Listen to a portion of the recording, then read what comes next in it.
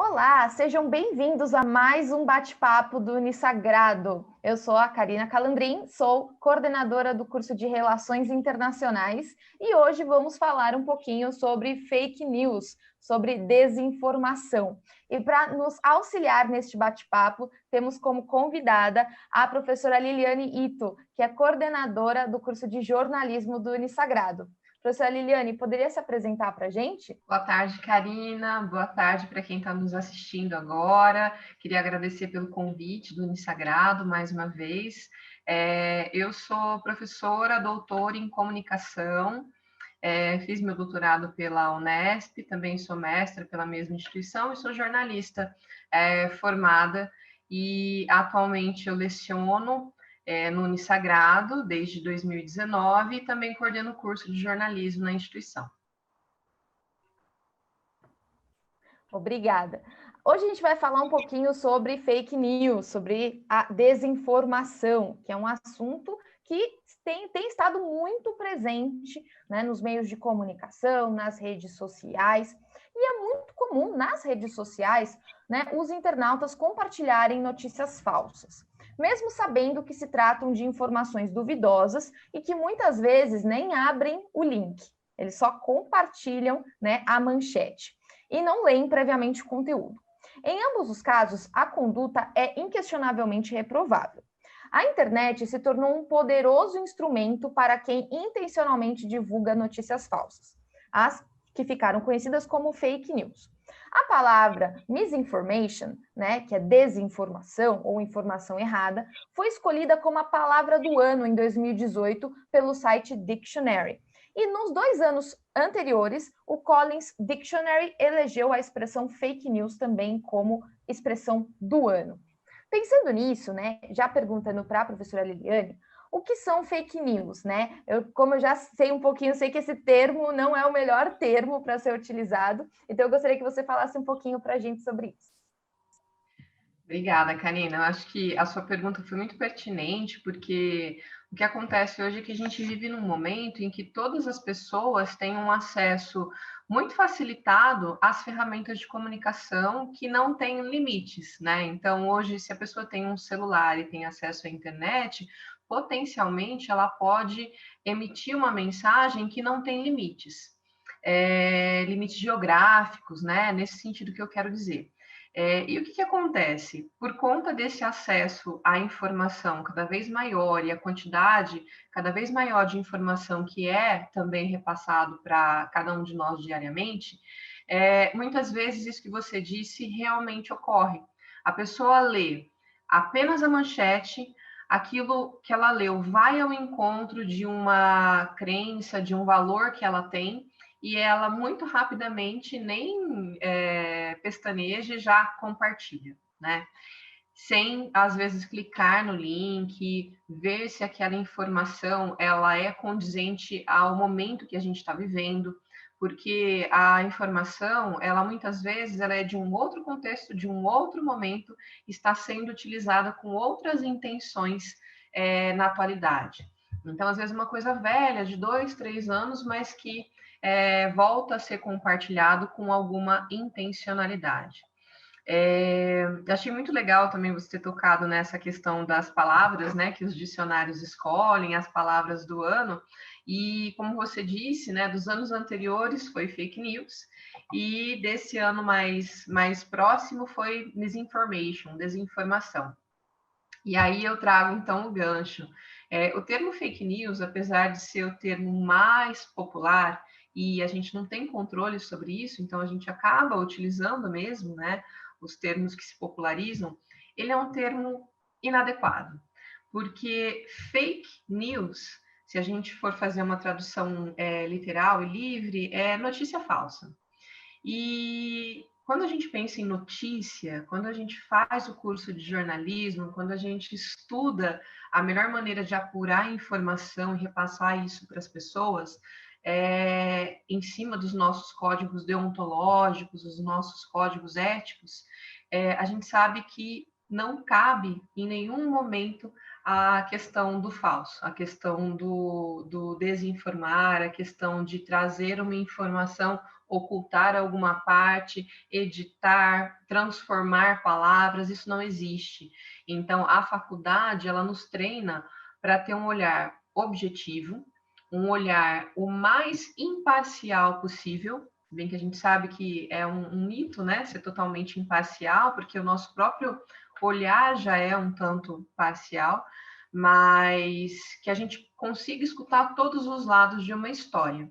Então, o estudante de jornalismo, ele é muito treinado desde o primeiro ano da faculdade a seguir o nosso código de ética profissional, que preza, então, pela veracidade da informação. Isso está no nosso código de ética. Nosso código de ética é pautado aí pela Declaração Universal dos Direitos Humanos e por outros códigos também de ética.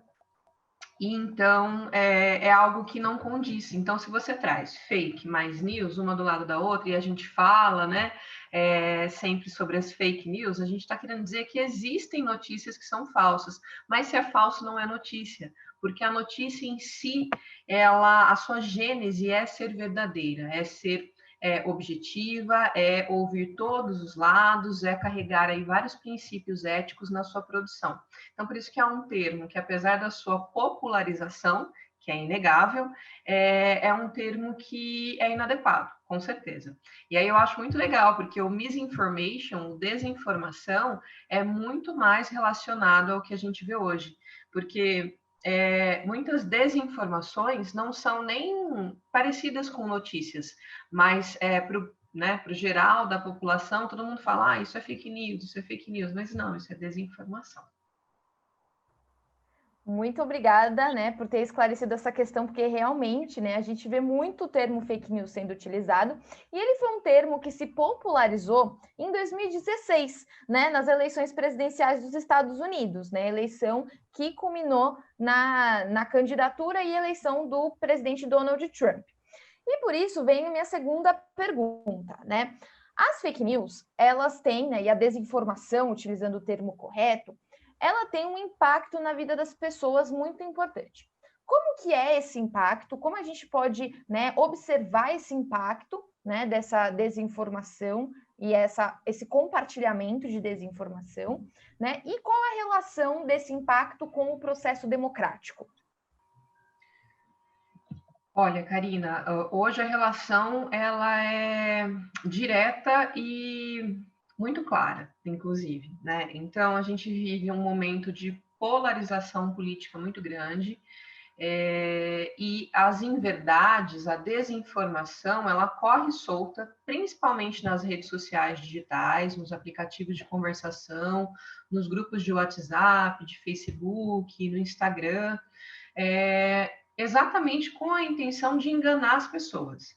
Então, atrapalha muito o processo democrático, porque para uma parcela de pessoas mais ingênua, ou que, na verdade, não tem aquela chamada competência midiática para distinguir uma mensagem que é feita para enganar, para persuadir, de uma mensagem que é realmente jornalística, que traz realmente a informação apurada da forma correta, para uma boa parte dessas pessoas, as redes sociais elas trouxeram uma liberdade muito grande de escolha.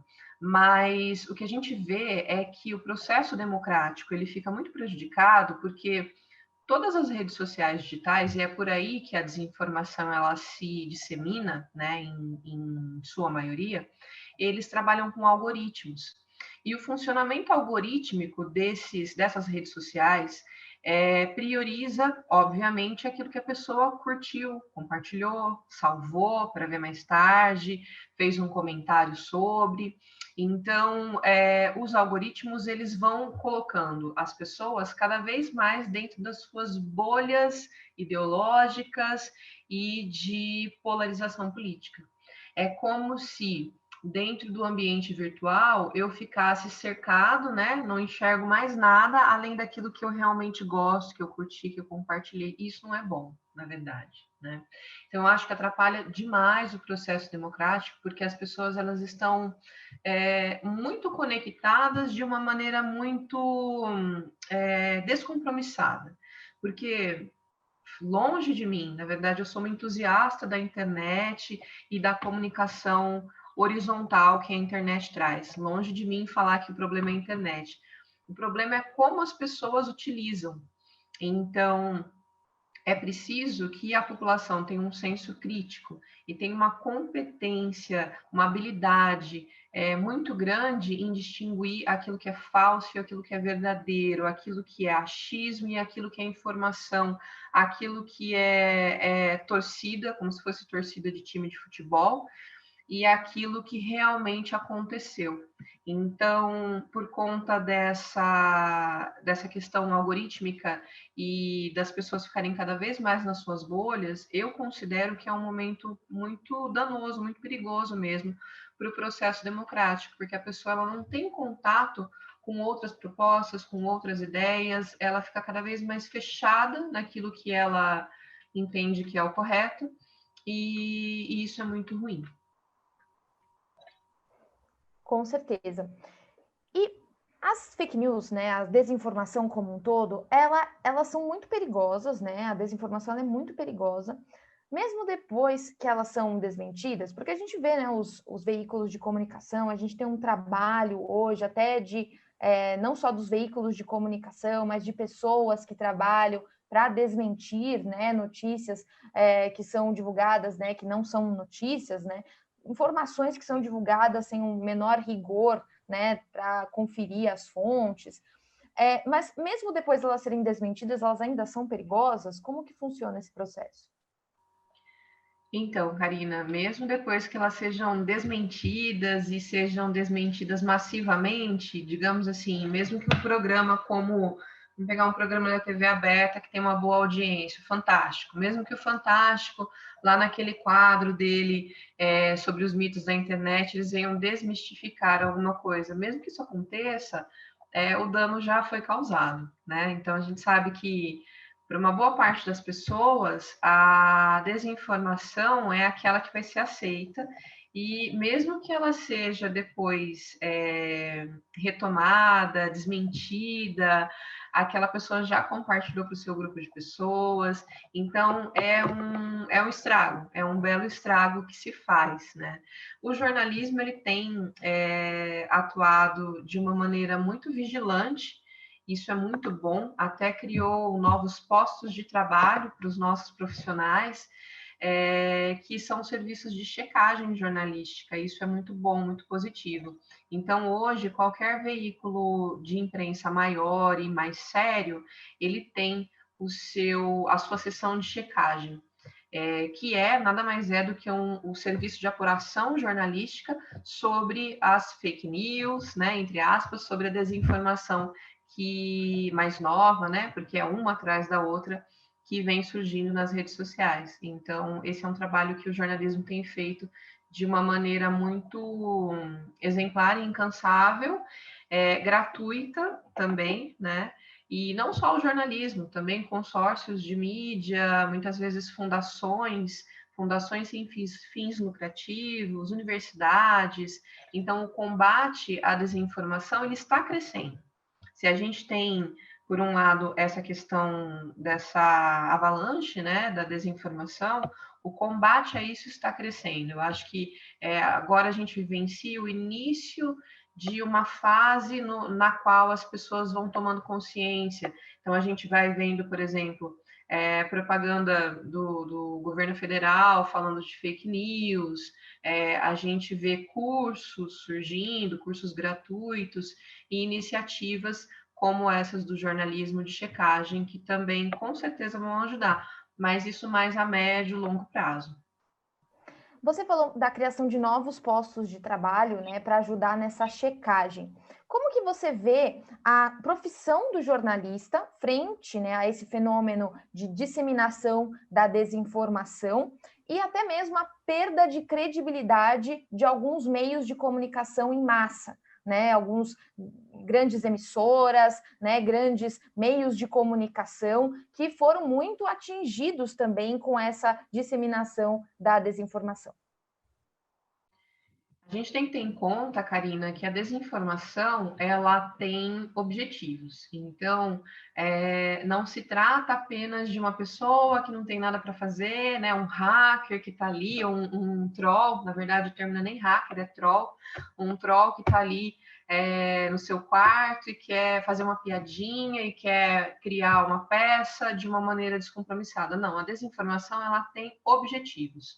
Então, o objetivo é enganar a população, o objetivo é mudar, de repente, o resultado de uma eleição, ou influenciar o resultado de uma eleição. O objetivo é criar desconfianças na população, e uma dessas desconfianças é em relação à imprensa. Por quê? Você, como docente coordenadora do curso de RI, né, você sabe muito bem que os governos autoritários, os governos totalitários, eles têm a imprensa como inimiga. Por quê? Porque é nosso dever, é nosso papel social trabalhar em prol da população, trabalhar a verdade em prol da população, não em prol do governo. Então, para os governos de caráter mais totalitário, a imprensa é uma grande inimiga, porque a imprensa vai descobrir, vai investigar e vai trazer à tona corrupção, desvios, aquela sujeirinha debaixo do tapete que eles querem deixar escondido, é o jornalista que vai lá, vai descobrir e vai publicar isso. Então, esse é um dos objetivos, descredibilizar a imprensa. Muitas desinformações, muitas mensagens que têm por objetivo desinformar as pessoas, elas querem tirar a credibilidade, colocar na figura ou do jornalista, ou de uma emissora, ou, né, de um jornal, enfim, a culpa de muitas coisas, ou dizer que só podia ser a emissora tal, que é uma emissora comprada, que é uma emissora que trabalha porque, enfim, é de direita ou é de esquerda. Então, cada hora é inventada uma história, conforme o desejo, né? Conforme o objetivo de desinformar, cada hora uma história é inventada. E a imprensa sofre muito com isso, muito. Porque muitas pessoas deixam, inclusive, de se informar por meio dos veículos tradicionais e acabam acreditando numa corrente de WhatsApp, acabam acreditando na informação que foi repassada por um vizinho. Isso é muito perigoso, porque a gente está falando não só de questões políticas, que é muito perigoso também, mas questões de saúde. Então, nesse momento de pandemia, que a gente ainda vivencia, a imprensa no comecinho da pandemia, ela foi muito descredibilizada, porque todo mundo fala, todo mundo não, né? Mas uma parte das pessoas que espalhava desinformação dizia: mas a imprensa só fala de morte, não é bem assim, mas os números não são bem assim, os hospitais estão vazios, essa doença é inventada. Estamos aqui, final de 2020, e a gente vê essa quantidade enorme de pessoas que perderam suas vidas por conta do Covid. Como se a imprensa fosse a culpada só por noticiar, só por trazer a notícia. Então, é um desafio muito grande, Karina, para o jornalista hoje, para o jornalismo, mas, ao mesmo tempo, a nossa profissão sai completamente fortalecida, porque já há pesquisas que indicam que a audiência de jornais e assinatura, né, de jornais, assinatura de veículos noticiosos cresceu nesse período de pandemia, porque as pessoas cansadas de tanta desinformação, de tanta inverdade desencontrada, foram buscar naquilo que realmente é tradicional e é preparado para trabalhar com a informação, que é o jornalismo. Ainda bem, a gente sai fortalecido dessa. Que legal essa estatística, eu não sabia dela, e eu mesma fui uma das pessoas que passei a assinar veículos de informação neste período da pandemia, né? Então, eu não sabia dessa estatística, mas faço parte dela. Ótimo. Posso até pontuar rapidinho que, assim, durante a pandemia, mais ou menos ali no mês de junho, maio, junho, só para comentar, né, você sabe disso, vários veículos de mídia brasileiros e internacionais que tem aquela questão da assinatura, né? Então, assim, você consegue ver uma quantidade de notícias até um número X, depois você não consegue mais. Eles abriram todos os conteúdos relacionados à saúde e à Covid-19, todos, né? Sem cobrar, sem pedir para assinar, porque jornalismo é uma prestação de serviço à sociedade. Então, eles fizeram esse pacto, foi muito bonito, e os grandes veículos de imprensa, eles liberaram, e isso vai, né, é uma luta também contra a desinformação. Então, isso foi bem bacana. Sim. Falando sobre, né, esse tema tão importante e pensando no curso de jornalismo, naqueles que têm interesse em cursar jornalismo, né, se interessam por essa área, como que o tema da desinformação é tratado ao longo do curso de jornalismo? Bom, agora é tratado desde o primeiro ano, né? É algo, a gente tem que pensar que é um fenômeno que, apesar de ser antigo, porque desde que somos mundo e seres humanos em sociedade, existem os boatos, as mentiras e tudo mais. Mas essa expansão que a gente vê nessa velocidade tão grande por conta das redes sociais e da internet é algo muito recente. Então, se você for ver assim, é algo que a gente trabalharia só nas disciplinas de jornalismo digital. Hoje em dia não tem mais essa. Hoje em dia o aluno entra e é temática de, por exemplo, deontologia jornalística, que é ética profissional em jornalismo, é tema em teorias da comunicação, né, que a gente tem logo no primeiro ano. Então, todas as disciplinas do curso, em algum momento, vão tratar desse fenômeno, porque é algo que envolve comunicação, envolve a nossa profissão, e a gente precisa ter o preparo para saber lidar, para saber desmistificar e também trazer a verdade, apurar da melhor maneira possível a informação. Então, a gente trata hoje do início ao fim, Karina, do primeiro ao quarto ano. E não só falando da desinformação, como que o curso do Unisagrado ele prepara o aluno para os desafios da carreira jornalística em diferentes aspectos? Bom, o curso do Unisagrado é um curso bem completo, então a gente tem agora uma matriz nova, né? Nós iniciamos essa matriz em 2020, então a turma de 2020 já está fazendo essas disciplinas novas. É uma matriz que prioriza bastante aquilo que o mercado pede. Hoje a gente tem uma ascensão de empregos no jornalismo digital, então nos grandes portais de notícia, nas startups, nas empresas de rede social também, né? Então, o digital hoje em dia absorve muitos egressos e também assessorias de imprensa, assessorias de comunicação, que seria aquela comunicação corporativa. Isso também hoje emprega bastante.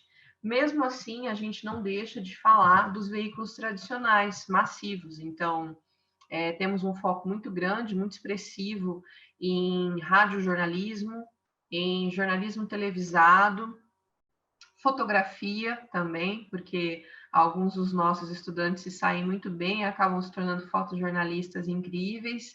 E também temos a parte teórica, né, a parte mais reflexiva, isso também não fica para trás. Então, eu diria que, assim, a gente tem um curso que ele olha muito para o mercado de trabalho, mas ele traz também a possibilidade do discente, do aluno, pensar, se for algo que ele goste, numa carreira acadêmica, porque a gente tem os programas de iniciação científica, a gente tem também alguns projetos de extensão, nos quais o aluno ele pode desenvolver esse gosto aí pelo estudo, né, mais acadêmico, também aliado à prática, e assim, é um curso que tem um corpo docente que tem os dois lados também, tanto são profissionais que têm mestrado e doutorado, e também tem a experiência prática do mercado de trabalho. Então, todos os docentes do curso são docentes que vivenciaram o jornalismo impresso, o jornalismo televisado, o rádio, o digital, e isso faz diferença nas aulas. Então, eu diria que nós preparamos o aluno hoje para um mercado de trabalho, Karina, que ele está em uma expansão, principalmente no digital, né? Então, isso é bem trabalhado em todas as disciplinas. Então, por exemplo, TV, o aluno vai ter aula de TV, mas ele aprende a fazer um web documentário, por exemplo. Rádio ainda é um veículo muito importante, apesar de ser o primeiro dos veículos de comunicação de massa. E a gente ensina a fazer podcast. Então, o aluno, logo no primeiro ano, ele já faz edição de áudio e vídeo. Então, é aquela história, a gente não deixa o foco do tradicional, mas a gente olha muito para a demanda do mercado de trabalho atual. E existe um perfil para o aluno de jornalismo? Existem algumas características que o aluno de jornalismo tem, que é diferente de outros alunos, por exemplo, da própria área da comunicação, né? Existe um perfil? A gente pode traçar um perfil do aluno de jornalismo? Olha, eu diria que assim, né? Num perfil é meio difícil, mas geralmente são características do jornalista, do estudante de jornalismo, ser uma pessoa reflexiva, voltada à reflexão, que não se contenta assim com respostas rasas, que é muito curiosa, né? Quer saber como as coisas funcionam, quer saber sobre o que está por trás daquilo que foi dito, que está nas entrelinhas. Geralmente é um perfil recorrente. É alguém que gosta de consumir jornalismo, seja jornalismo esportivo, jornalismo de moda, jornalismo político, né? Então, assim, os vários tipos de jornalismo, porque a gente tem vários segmentos, né, dentro do jornalismo, jornalismo de educação, é uma pessoa, então, que gosta, né, de notícia, gosta de ver TV, gosta de abrir uma revista e folhear. Geralmente são estudantes também que gostam de ler, gostam de escrever, gostam aí de se comunicar também, são expansivos. A gente tem também uma boa parcela de alunos que não tem essa expansividade no falar, mas na hora que escreve, escreve muito bem. Então, alguns são mais tímidos, isso é comum também. E para os tímidos, eu queria dizer que a gente tem lugar para o jornalista que é mais tímido, e é uma coisa que a gente vai trabalhando na faculdade também, vai perdendo. Mas eu acredito que, assim, talvez um traço que seja recorrente e importante para todos seja um senso de justiça social muito grande. Então, o jornalismo ele tem esse papel importantíssimo nas sociedades democráticas de garantir a informação para as pessoas, para o povo, para a população, independente aí do que esteja envolvido, de qual poder esteja envolvido. E se você é um aluno que sente assim o olhinho brilhar quando você vê uma reportagem investigativa que trabalha essa questão da justiça social, é um sinal de que você pode ser um bom jornalista também. Ah, incrível, incrível. Adorei ouvir. E se você ficou interessado em fazer jornalismo no Unisagrado, saiba que as inscrições para o vestibular 2021 estão abertas. Com o lema Ensino Superior de Excelência, o Unisagrado possui mais de 67 anos de história na cidade de Bauru e região, atuando como instituição de referência na formação de profissionais atualizados e competentes. São mais de 35 cursos de bacharelado, licenciatura e tecnológicos que carregam a tradição e inovação do Unisagrado. As inscrições para o vestibular 2021 estão abertas. Acesse unisagrado.edu.br. Professora Liliane, para a gente ir finalizando o nosso bate-papo, infelizmente, eu gostaria de saber as suas considerações finais sobre o tema e uma dica para aquele aluno que está indeciso, que pensa em jornalismo, mas ainda não decidiu qual curso escolher no vestibular. Que dica você daria para ele? Bom, Karina, eu queria, como consideração final, agradecer mais uma vez o Centro Universitário Unisagrado, agradecer a você também pela oportunidade de falar um pouquinho sobre esse assunto tão importante, que são as fake news, né, que é a desinformação, e também falar um pouco do curso. Então, agradeço, né, pelo espaço, e é sempre bom conversar com você também, bom te rever. A dica que eu daria para o estudante que está na dúvida é a seguinte: experimente o curso de jornalismo. Eu tenho certeza que você não vai se arrepender. Eu tenho certeza, porque além de tudo isso que eu falei, é uma faculdade muito gostosa de ser feita, muito prazerosa. A cada semestre, a cada conhecimento adquirido, você se sente cada vez mais assim preso nessa profissão que é meio que viciante. Então, experimente. Eu acho que você deve dar uma chance, experimentar. Não é uma profissão fácil, assim como muitas outras também não são, mas é uma profissão que ela traz recompensas que não tem preço. Então, experimente, dê uma chance e escolha jornalismo. Muito obrigada, professora Liliane. Obrigada a todos que acompanharam até aqui. E fiquem ligados no Unisagrado nas redes sociais. Nós estamos no YouTube, no Instagram, no Facebook e no TikTok. É só procurar por Unisagrado. Vamos divulgar mais bate-papos, temos as lives que já foram realizadas e também os podcasts. Então, fique atento. Até a próxima. Oi. Oi, gente. Muito legal. Um papo muito interessante, muito necessário. Agradeço imensamente, Karina, pelo tempo novamente, por estar aqui com a gente, e Liliane, pela oportunidade de ouvir você falando mais uma vez.